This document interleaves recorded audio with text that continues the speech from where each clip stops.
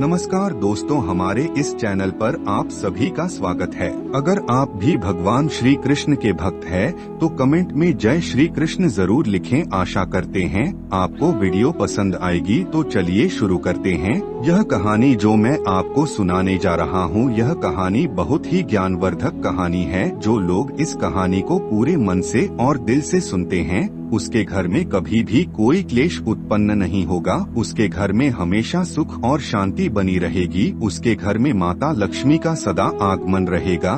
तो चैनल को सब्सक्राइब जरूर कीजिए। अगर वीडियो पसंद आए तो एक लाइक जरूर कीजिएगा और कमेंट बॉक्स में जय श्री नारायण लिखकर परमात्मा को अपना आभार व्यक्त करें।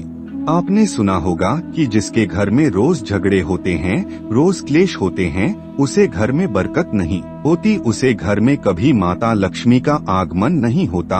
और जिसके घर में सुख शांति होती है, उसके घर में सुख समृद्धि का आगमन होता है और माता लक्ष्मी का निवास उसके घर पर सदा बना रहता है। इस कहानी को सुनने के बाद हमें यह पता चल जाएगा कि हमें घर में लड़ाई झगड़ा क्यों नहीं करना चाहिए, और जिसके घर में लड़ाई झगड़े होते है वह उन लड़ाई झगड़ों को कैसे रोक सकता है। क्योंकि घर में सुख शांति का होना बहुत जरूरी है। क्योंकि जहाँ सुख शांति होती है, वही माता लक्ष्मी निवास करती है।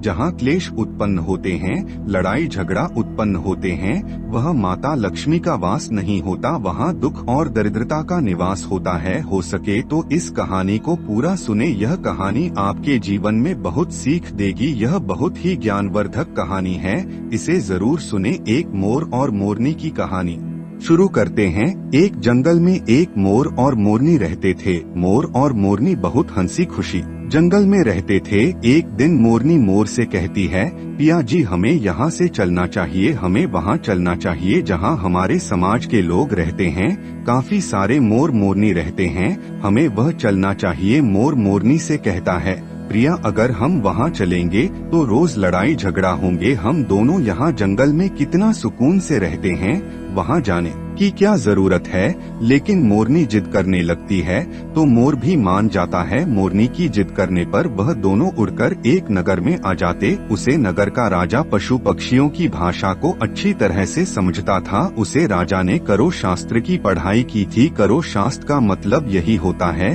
कि पशु पक्षियों की भाषा को समझ पाना। वह राजा सभी प्रकार के पशु पक्षियों की आवाज को समझ पाता था। हर जीव जंतु की आवाज को वह बखूबी समझता था कि वह क्या कह रहा है। दोनों मोर और मोरनी इस नगर में आ जाते हैं। एक दिन की बात है। राजा अपनी रानी से कहता है कि है रानी, मुझे बहुत तगड़ी भूख लगी है, आप मुझे भोजन खिला दीजिए। राजा की रानी 36 प्रकार के भोजन बना करके एक हाथ में पानी का लोटा और दूसरे हाथ में खाने की थाली लेकर राजा के पास पहुंचती है। रानी जैसे ही भोजन का थाली राजा के सामने रखती है तो एक चावल का टुकड़ा नीचे गिर जाता है। वहीं पर कुछ चींटियां घूम रही थी। तभी एक चींटी चावल के टुकड़े लेकर वहां से जाने लगती है। राजा बैठा सब घटना को देख रहा था। उसे चींटी के पास में तुरंत ही एक बड़ा चिटा आता है और वह चिंता उसे चींटी से कहता है, रे, यह चावल का टुकड़ा मुझे दे दीजिए और तुम वापस जाओ और उसे राजा की थाली से दूसरा चावल का टुकड़ा लेकर आओ। उनकी बातों को राजा पूरी तरह से सुन रहा था। क्योंकि राजा हर जानवर, पशु और पंछी की भाषा को समझ सकता था। तो राजा वही बैठ रहा था जब चिंता चींटी से यह बात कह रहा है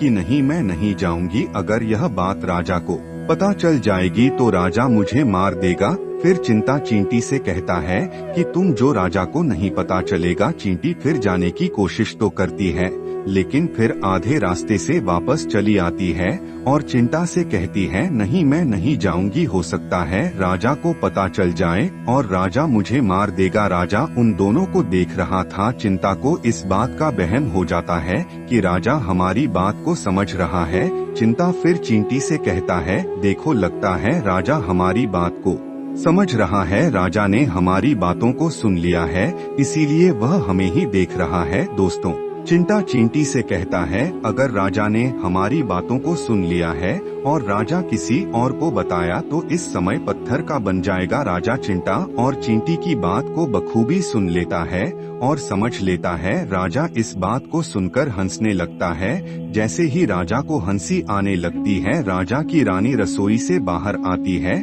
वह जैसे ही रसोई से बाहर निकलती है, राजा उसे हंसते हुए दिखाई देता है। रानी राजा को हंसते हुए देखकर सोचने लगते हैं कि शायद मुझे कोई गलत हुई है, इसीलिए राजा साहब हंस रहे हैं। रानी राजा के पास आती है और कहती है, महाराज, क्या मुझसे कोई पाप हुआ है? क्या मुझसे कोई गलती हुई है कि आप इतनी जोर से हंस रहे हैं? राजा रानी से कहता है, नहीं, ऐसी कोई बात नहीं है, मुझे बस यूं ही हंसी आ गई। रानी जिद करने लगती है और कहती है, आपको मुझे बताना पड़ेगा कि आप क्यों हंस रहे थे। राजा बार बार मन करता है, क्योंकि राजा को पता था कि चींटी ने कहा है कि अगर मैं चींटी वाली बात किसी को बताऊंगा तो मैं पत्थर का बन जाऊंगा। इसीलिए राजा रानी को यह बात नहीं बताना चाहता था, लेकिन रानी बार बार जिद करती हैं और कहती है, आपको मुझे बताना ही पड़ेगा कि आप क्यों हंस रहे थे। अगर आप मुझसे सच्चा प्रेम करते हैं,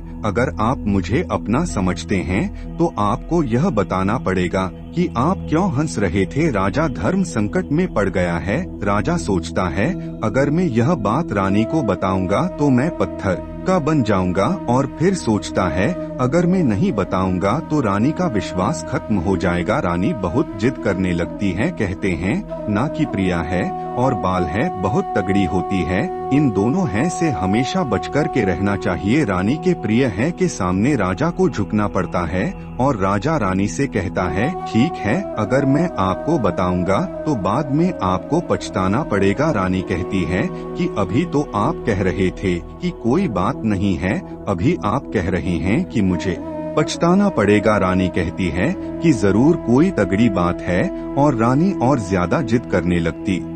तब राजा कहता है कि तब ठीक है, अगर आप नहीं मान रही है तो चलिए मैं किसी जंगल में आपको एक बात बताऊंगा। राजा रानी रथ पर सवार होकर के जंगल के लिए निकल जाते हैं। जैसे वह घर जंगल में पहुंच जाते हैं, तब राजा सारी बात रानी को सुनने लगता है। जैसे ही राजा थोड़ी थोड़ी बात रानी को सुनते गया, वैसे वैसे वह भी धीरे धीरे पत्थर का बनता गया। जैसे राजा ने आधी बात रानी को सुने, वह भी आधा पत्थर का हो गया। राजा फिर रानी से कहता है रानी, मैं धीरे धीरे पत्थर का बनता जा रहा हूँ, तुम बाद में बहुत पछताओगे। रानी कहती है राजा साहब, है महाराज, थोड़ी सी बात बची है, आप उसे भी सुना दीजिए। राजा पूरी बात बता देता है और राजा पूरा पत्थर का बन जाता है। रानी की जिद के कारण राजा पूरा पत्थर का बन जाता है। रानी रोने लगती है और रानी उसे पत्थर को हिलाने की कोशिश करती है, लेकिन भारी भरकम पत्थर कैसे हल पाती, क्योंकि राजा बहुत ही भारी था। राजा पत्थर का बन जाता है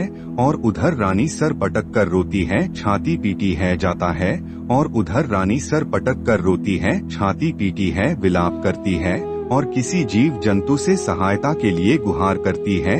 इन सब कहानी को मोर और मोरनी बखूबी देख रहे थे, अपनी आंखों से देख रहे थे।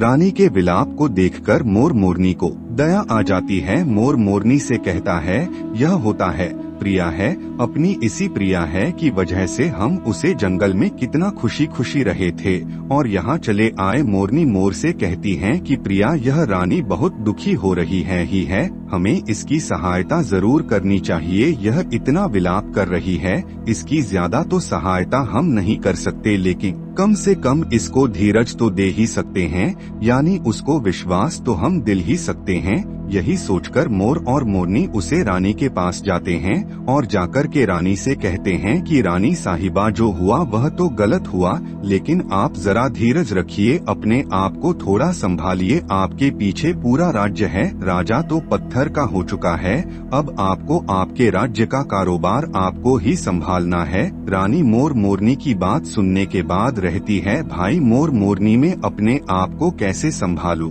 क्योंकि अब तो मेरा संसार ही उजड़ गया, क्योंकि मेरा पति परमेश्वर पत्थर का बन चुका है और मैं क्या करूं। रानी की यह बात सुनते ही उधर मोरनी के मुख से यह निकल जाता है, राजा पत्थर के कैसे हो गए। राजा तो इंसान थे, अच्छे भले थे, लेकिन यह पत्थर के कैसे हो गए। रानी वही बात बताने लगते हैं जो राजा ने चींटी वाली बात रानी को बताई थी। रानी वही बात मोर और मोरनी को बताने लगते हैं और रानी भी धीरे धीरे करके पत्थर की बन जाती है। और जब रानी पत्थर की हो जाती है और राजा तो पत्थर का हो ही चुका था, जब दोनों पत्थर के हो जाते हैं उधर मोर मोरनी को चिंता सताने लगती है। उधर मोर और मोरनी बहुत दुखी हो जाते हैं। मोर मोरनी को यह चिंता सताने लगती है कि यह विपत्ति हमारे ऊपर भी आ सकती है, क्योंकि राजा भी इस चींटी चुका है।